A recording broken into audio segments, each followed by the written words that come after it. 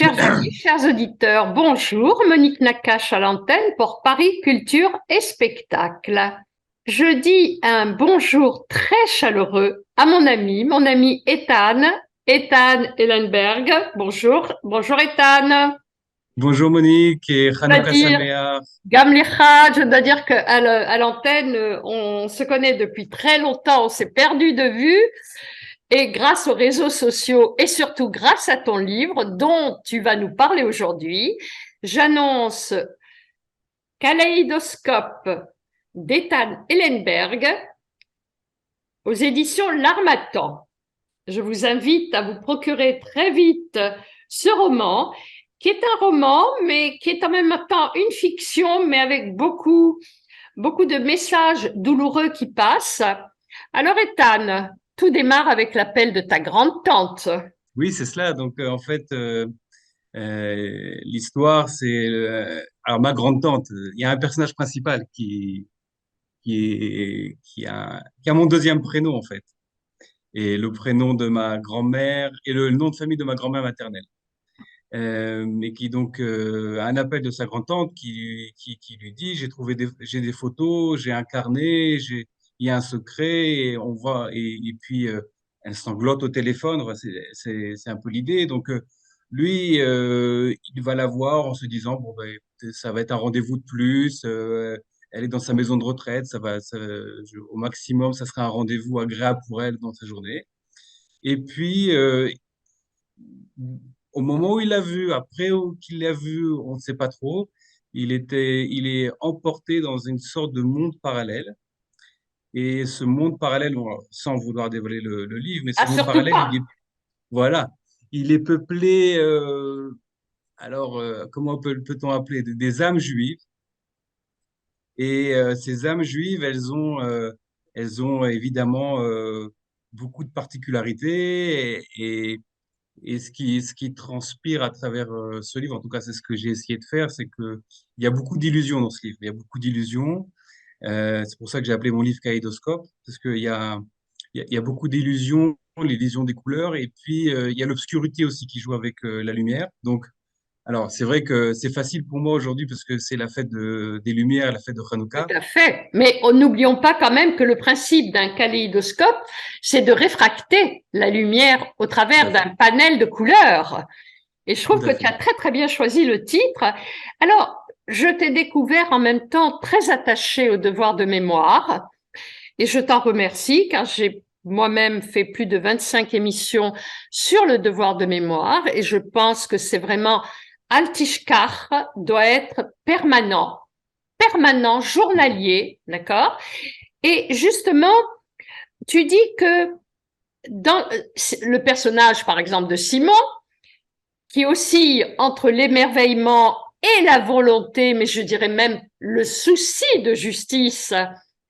Alors, avant même de parler de ceci, je dois dire qu'il y a de très belles pages au début, surtout, où tu déambules dans Jérusalem pour aller rendre visite à ta grande-tante. On a l'impression de marcher avec toi. On a chaud avec toi, on se désaltère avec toi, mais on avance avec toi. En fait, pour tout Oui, avouer, je vais avouer deux choses. La première, c'est que cette marche-là, je la fais presque quotidiennement. C'est-à-dire que j'aime bien aller manger là-bas vers midi. Je travaille dans le centre-ville de Jérusalem et c'est un endroit que j'affectionne particulièrement. Donc ça, c'est sans surprise que je connais bien ce quartier. Et la deuxième chose, c'est que, alors ça revient peut-être comment je suis arrivé à ce moment, parce que je ne suis pas un romancier de métier, je suis médecin, je travaille sur des questions de santé publique, et puis, mais j'ai souvent écrit des pages, j'ai souvent écrit des pages sur des événements, sur des choses de ma vie, et ça se résumait souvent en deux, trois, quatre, cinq, six pages. Et j'ai écrit ces sept premières pages, qui sont une introduction au livre, et, et à un moment, je me suis dit, mais il va se passer quelque chose. Et alors, c'est qu'après il il se se passe des passe choses quelque chose. il se passe quelque chose. Et mais l'introduction, alors je sais pas si elle est un peu longue, bon, mais c'est vraiment, c'est presque un quotidien pour moi. Mais Jérusalem, c'est une ville qui est quand même mystérieuse. Quand on vient de Paris, donc moi, j'étais parisien et puis je suis venu ici, à Jérusalem.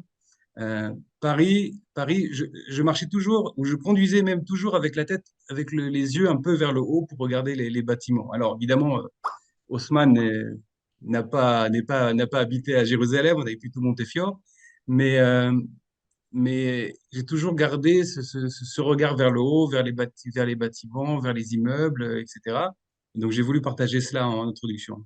En tout cas, c'est très bien partagé et quand on connaît Jérusalem, on a beaucoup de plaisir à revoir via tes écrits un petit peu ces bâtiments que tu décris. Et puis, j'ai découvert aussi un Ethan très attaché à la musique classique. Alors, à la musique classique. Alors, disons que moi, j'ai un rapport avec la musique et un rapport intime, c'est-à-dire que j'ai toujours écouté de la musique. Euh, alors, j'ai commencé, alors, c'est un chemin qui va de Elton John à Chopin. Ah oui, Quand, tu as un alors, panel très large. ouais. Oui, c'est-à-dire que moi, je suis pas un intellectuel de la musique. Ça veut dire que faut pas me poser des questions très précises sur tel auteur qui a composé telle symphonie, parce que je suis pas sûr d'avoir la réponse. Mais j'ai commencé quand j'étais adolescent, j'étais vraiment, et puis jusqu'à aujourd'hui, vraiment un admirateur d'Elton John.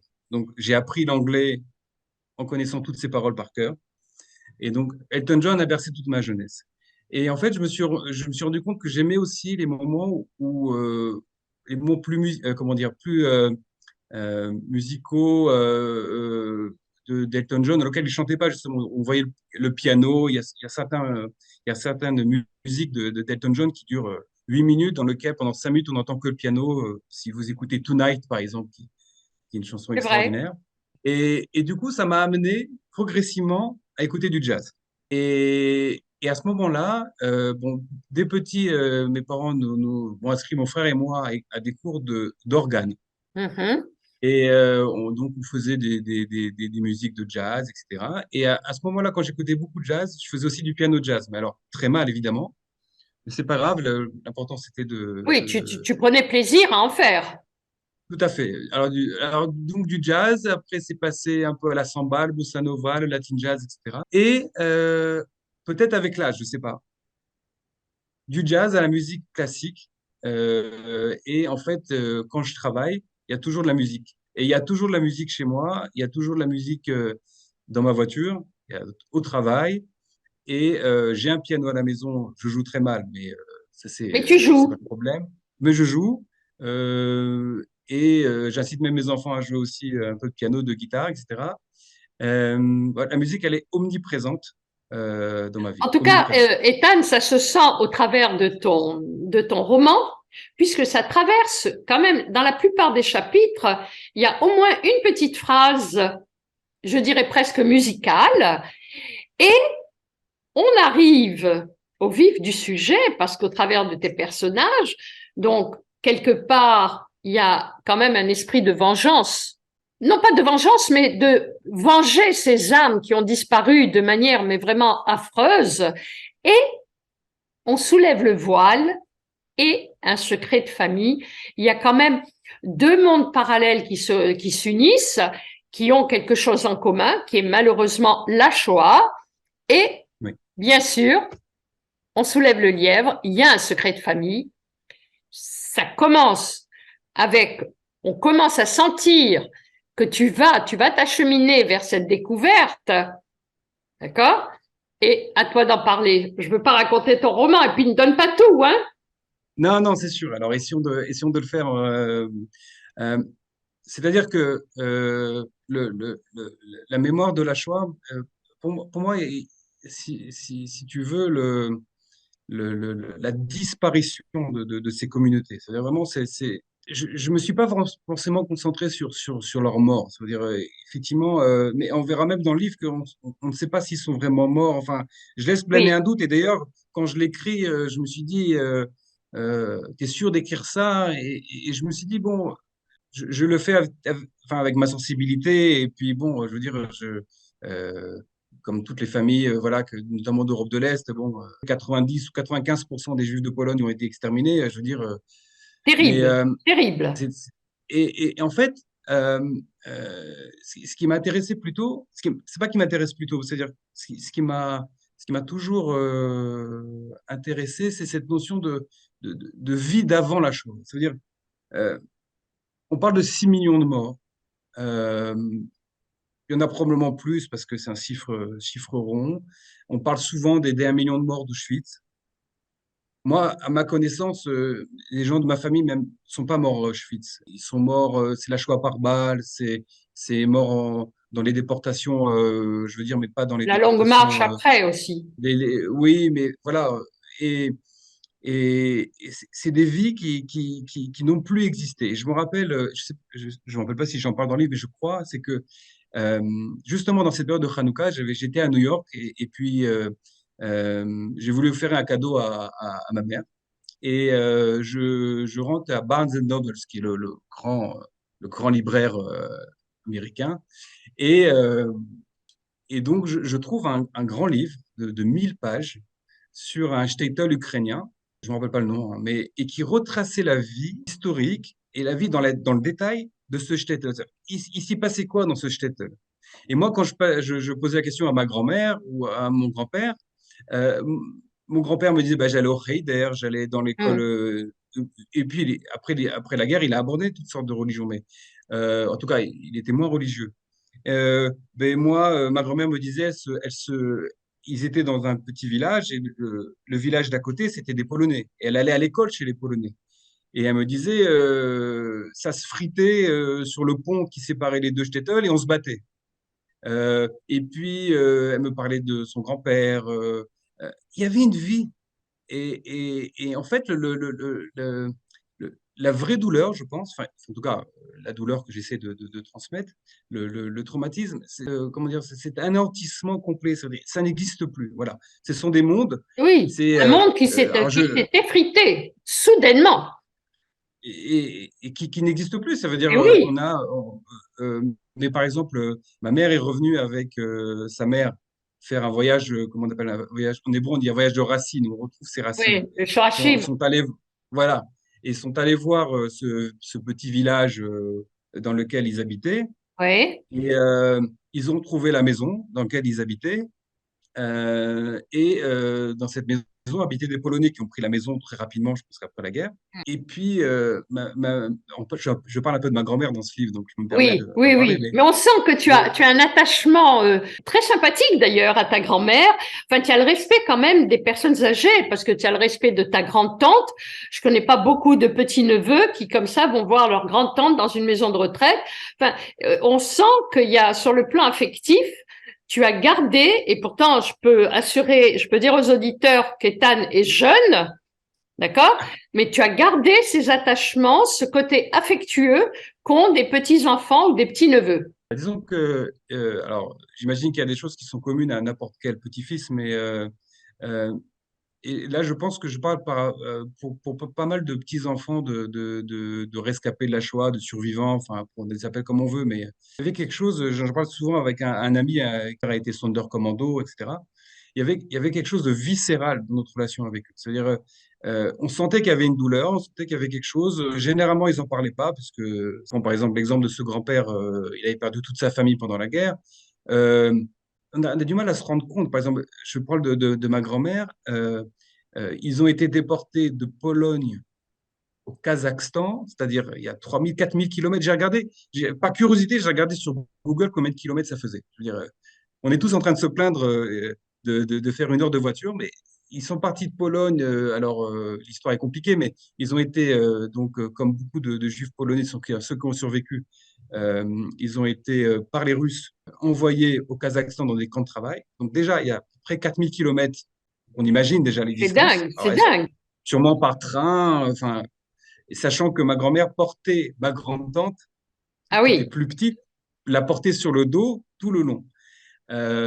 Et du Kazakhstan, d'ailleurs, je peux raconter une jolie histoire sur le Kazakhstan, et du Kazakhstan sont revenus, une partie sont allés en Israël, parce que le grand frère était, enfin, c'est des familles voilà, qui étaient sionistes, et le grand frère est parti combattre avec la Haganah, et ma grand-mère qui était mariée, ou qui allait se marier avec mon grand-père, s'est retrouvé dans un camp déplacé en Allemagne, c'est-à-dire rebelote 4000 kilomètres. Terrible. Et c'est inimaginable, c'est-à-dire ce sont des situations qui sont inimaginables. Et, euh, et ma grande-tante, d'ailleurs, vivante jusqu'à 120 ans, qui habite à Natania, donc bon, c'est pas exactement son histoire, évidemment, c'est une fiction totale, mais qui avait un traumatisme terrible de ces camps de travail en Kazakhstan. Elle était petite fille, je sais pas, elle avait pas 10 ans. Et elle a convaincu ses enfants de l'amener au Kazakhstan. Et elle n'avait jamais parlé un autre langage que le yiddish et l'hébreu, puisque Mhm. complètement, elle est arrivée en Israël 7 ans, 8 ans. Et en tout cas, ses enfants n'avaient jamais entendu parler une autre langue que ces deux langues-là. Et quand elle est arrivée au Kazakhstan, ils sont rentrés dans un taxi et elle a commencé à poser des questions en kazakh, c'est-à-dire en russe kazakh, qui est quand même, c'est pas le russe traditionnel. Je suis pas un spécialiste du russe, mais de ce que j'ai compris, c'est Oui, pas oui, exactement le oui, même russe. c'est considéré comme un patois. Mais maintenant, c'est Voilà. devenu une langue officielle.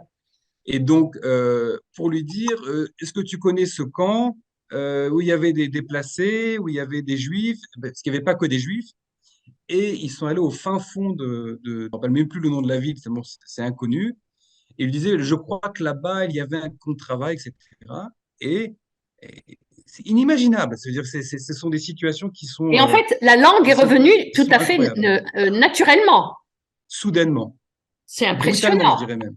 C'est C'est impressionnant. incroyable. Et avec un sentiment, de ce que j'ai cru comprendre, d'un sentiment de, comment on dit en anglais, de relief. Ça veut dire, elle s'est Mhm. sentie mieux. Elle a Oui, oui. porté ce traumatisme pendant Alors, Ethan, allez, maintenant tu vas nous déterminer tes personnages. On ne dévoile rien. Encore une fois, mesdames, messieurs les auditeurs, lisez Kaléidoscope.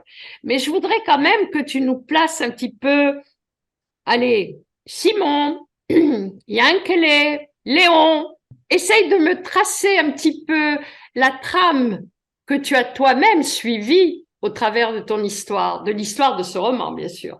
alors, sans dévoiler qui sont ces vraies personnes, en fait, en vrai, mais il- Simon Herlier, donc, rencontre sa grande-tante ou va la rencontrer, enfin, c'est pas clair, mais bon, les choses sont plus claires à la fin du livre, mais c'est pas ce qui est le plus important.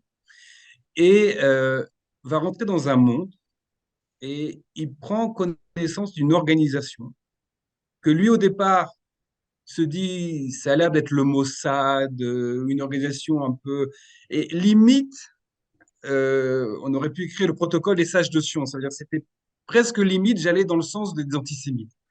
Et une organisation dans laquelle il y a un Yankele qui est une sorte de directeur général exécutif de cette organisation, un Léon qui est un homme à tout faire, avec, je décris notamment, il a les mains d'un shochet, donc un grand costaud qui est là, et donc quand il parle, on se tait, c'est qu'on connaît, voilà. Et, euh, et ces gens-là sont sous les ordres d'un homme et d'une vieille dame, alors, je ne dévoile rien, qui ont tous les deux un accent très particulier. Et, euh, et puis, on lui présente des départements. Alors, ces départements, ils ont affaire à des thèmes très précis. Alors, le département des affaires politiques, le département de l'art, le département, on va dire, de l'art mineur, le cinéma, etc., le département militaire.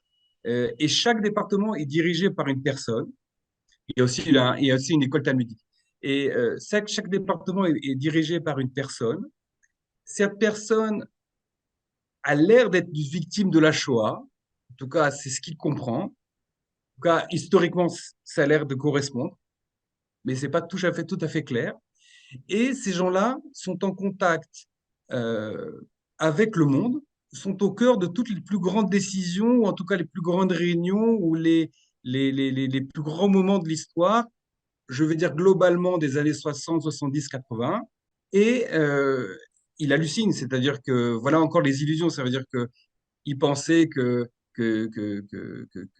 telle histoire avait eu lieu de telle façon, et puis se rendre compte en fait, il y avait donc des juifs derrière tout ça. en fait, je prends un peu à rebours la notion de juif qui dominerait le monde, parce que mm, c'est un mm. peu ça. Mais surtout, plus profondément en tout cas, ce que j'ai essayé de faire, hein, c'est que je me suis dit, je me suis posé deux questions. En fait, je me suis dit, ces âmes, ces 6 millions d'âmes, et ça, ça devrait nous hanter. Ça veut dire, et moi, comme moi, je porte une kippa, et donc je suis croyant. Et même pour ceux qui ne sont pas croyants, j'imagine que c'est la même chose. Où elles sont ces âmes? Je me rappelle, ma grand-mère me disait, mais il était où Dieu pendant la guerre? Alors moi, je disais, ça veut dire que Dieu existe. Elle fait, oui, mais le problème, il était où pendant la guerre? Et je me dis, mais elles sont où ces âmes? Elles n'ont pas mérité d'en plus de connaître l'enfer. Ça veut dire, là, j'ai dans ma bibliothèque la Divine Comédie de Dante. Dante. Donc, on n'est pas, elles ont connu le cercle de l'enfer de leur vie. Et alors, j'ai essayé de comprendre mais où elles sont. Et si elles existent, et si elles avaient existé, et si elles étaient restées vivantes, elles auraient peut-être changé le monde. J'en sais rien. Et en fait, c'est comme si j'essaye, en tout cas pendant tout le livre, de leur rendre hommage. C'est-à-dire, j'essayais Oui, oui. Un hommage très de- appuyé. D'ailleurs, Ethan, je voudrais rappeler, tu avais précisé qu'il y avait plusieurs départements et j'ai beaucoup aimé dans le département d'études religieuses, tu fais quand même une petite leçon de gamatria. Tu analyses, tu fais un calcul à partir de racines, donc d'onomastique. En page 42, en page 132, ouais, par exemple, j'ai noté, si tu permets, je vais le citer, ouais, parce que ouais. j'aime beaucoup la gamatria, justement. Ah, ok, j'ai compris. Ah, j'aime beaucoup. Ah, c'est dans un autre département, parce que j'ai essayé de faire. Oui, mais tu l'as repris pour le mot Oui, oui, Kaga, tout à fait. tu Oui, vois? en Hein? fait, Gimel alors, Aleph. Guillemets à lèvres. En fait, oh, je dévoile pas grand-chose, Non, mais ça mais invite non, le lecteur à aller plus loin. oui, non, en fait, c'est la fameuse image des Beatles, en fait. Oui, tout à fait, j'ai compris. C'est pour ça que je voulais Oui, t'en faire parler. oui, oui, en fait, il y a un département qui concerne la musique, l'art, la danse, etc. Et on raconte une histoire. J'affirme ne pas avoir fumé quoi que ce soit avant d'écrire, d'avoir écrit cette histoire. Et je ne sais même. Et j'ai écrit ces histoires de telle manière que même si vous vérifiez sur Internet, vous êtes incapable de dire si j'ai raison ou j'ai tort. Parce que, si vous voulez, Je j'ai comprends. essayé de faire en sorte que ça soit une fiction à partir de la réalité. Mais vous vous dites, mais. Mais moi, des fois, je me suis dit, mais. Non, mais ça a vraiment eu lieu. Alors, pour la petite histoire, un de mes premiers lecteurs, bon, ma mère, et puis et, et- et j'étais très tendu jusqu'à qu'elle lise le livre, ma femme aussi, et puis et mon frère a appelé ma mère en me disant à la fin, mais est-ce que j'ai manqué quelque chose? Donc, ça prouve que bon, on arrive quand même à faire des choses. En fait, c'est quoi? C'est l'histoire, notamment de ce gaga, c'est que en hébreu, le gimel aleph. Donc, on voit comment les gens peuvent se référer au livre, mais sinon, ils trouveront sur Internet comment on l'écrit en écriture hébreu. Et ça donne l'image des Beatles qui traversent Abbey Road, la fameuse Tout à fait. pochette d'album. Et, et donc, après, je raconte toute une histoire, parce que il y a Paul McCartney, il y a Elisa Epstein, il y a pas mal de. Ah non, mais et, tu retombes très bien sur tes pieds. Alors, il y a quelque chose qui m'a interpellée, c'est que ton héros, parce qu'il y a quand même un héros, alors on le voit déambuler dans les rues de Jérusalem, à Mahane Yehuda, il se restaure, il s'abreuve, puisqu'il fait très très chaud. Mais quand il rentre dans ce monde parallèle et quand il est confronté à ces personnages, j'ai eu l'impression qu'il n'était pas particulièrement étonné. oui, disons que quand j'ai rédigé les pages, je me suis projeté, si tu veux, dans ce personnage, en me disant, il est bien là-bas. Il est bien là-bas. C'est On vraiment comprend pas l'impression que pourquoi j'ai il est eue, bien moi. là-bas. Tout à Oui, fait. il est bien là-bas. Et je pense qu'on comprend à la fin du livre pourquoi il est bien, parce que c'est des gens qu'il connaît finalement. Mais si tu veux, je saute, enfin, je raconte une histoire, mais euh, une fois, ma grand-mère m'avait dit de la rejoindre. À l'époque, les petits vieux Ashkénazes allaient dans la cafétéria Casino qui se trouvait à Place Nation, Oui. pour ceux qui habitent Paris. Voilà. Et c'était Le point de l'endroit où ralliement, en fait. le point de ralliement. Vous alliez là-bas, il y avait Le nouveau shtetl. voilà, il y avait 50 petits vieux Ashkénazes qui étaient là, qui prenaient un café et qui refaisaient le monde, qui parlaient sur les uns sur les autres, évidemment, parce que c'était un sport national. Et je me rappelle est arrivé là-bas et j'ai des âges différents, hein, mais j'avais quoi, je sais pas, j'avais 20 ans peut-être. Et j'arrive et j'avais commencé médecine, quoi. Et puis Mhm. ma grand-mère considérait que j'étais déjà professeur de médecine dès la première année, donc de toute façon, Bien sûr, ça c'est bien sûr, pas. of Et, course, et, et quand je suis arrivé, elle levait le menton en disant voilà, le professeur le arrive, et puis professeur. tout le monde parlait sur lui, c'est lui, c'est lui, c'est lui. Et pourquoi je raconte ça? C'est parce que, non pas pour ce petit point-là, mais on était bien avec ces gens-là. On était bien alors que c'était des gens qui avaient vécu à des degrés L'enfer, variables l'enfer, l'enfer. l'enfer, ça veut dire l'enfer concentrationnaire, l'enfer d'être pourchassé. On ne sait même pas ce que ça peut vouloir dire aujourd'hui.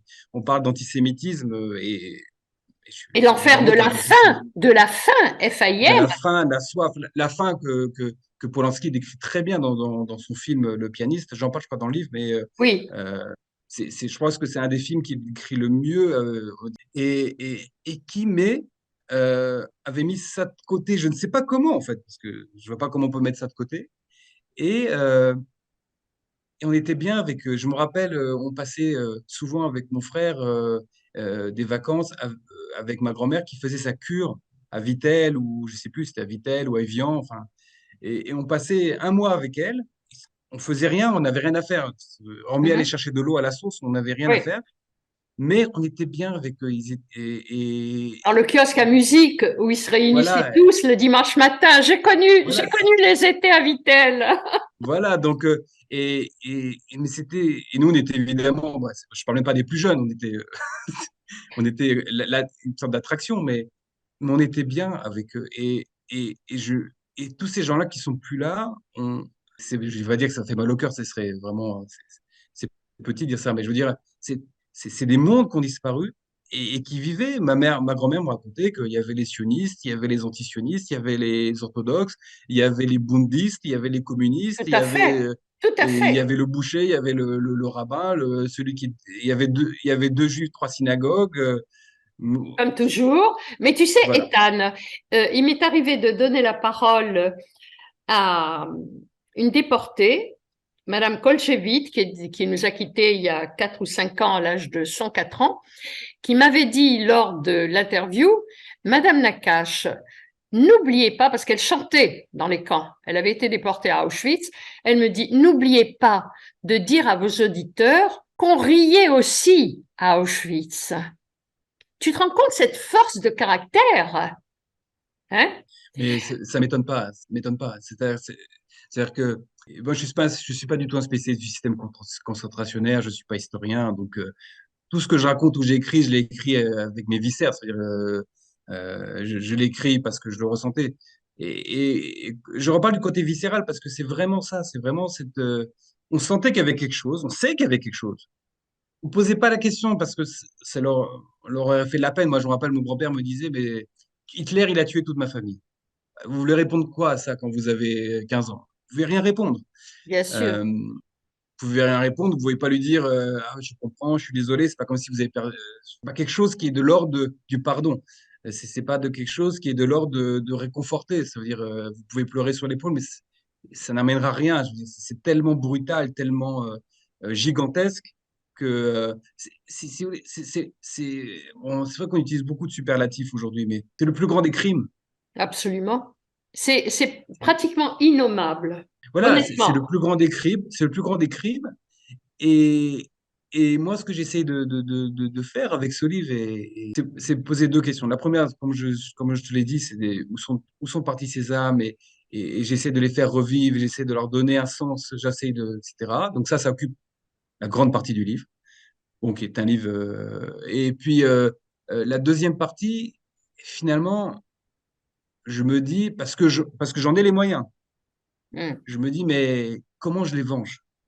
Et je fais une différence, mais je suis pas philosophe ni juriste, mais entre la justice et la vengeance. Et le personnage principal se dit, mais il n'y a pas eu de justice. Il n'y a pas eu de justice parce que Je crois, j'avais vu des chiffres que à peu près 100 ou 130 000 personnes ont été condamnées après la Shoah, avec à peu près 55-60 000 en Russie. Donc j'imagine qu'il n'y a pas que l'histoire de la Shoah, il y a sûrement euh, des gens qui ont trahi.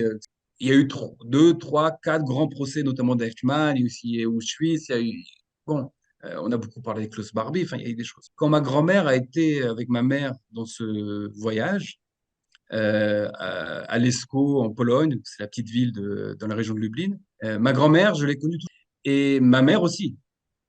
Et elle m'a dit, c'est la première fois que j'ai vu ta grand-mère avoir peur. J'ai fait, mais à peur de quoi? Figure-toi qu'il y avait un vieux monsieur grabataire qui se baladait dans la rue, qui à peine faisait un pas plus devant l'autre, et, et elle a eu peur. Et, et elle a dit plus tard à ma mère, j'ai eu peur, c'est lui qui dénonçait les Juifs. Je veux dire, Monique, ma grand-mère, à cet âge-là, elle l'aurait massacré. Je veux dire, elle Oui, avait la force. oui, oui, Elle avait oui, la force, le oui. courage, le caractère, ce que tu veux. C'était une femme qui était vraiment forte. Il n'y avait pas de. Il a eu la chance qu'elle ait été frisée comme ça, qu'elle ait été congelée et qu'elle a Hum. eu peur. Mais et alors pourquoi je dis ça, c'est que ce type-là, il n'a jamais été en prison.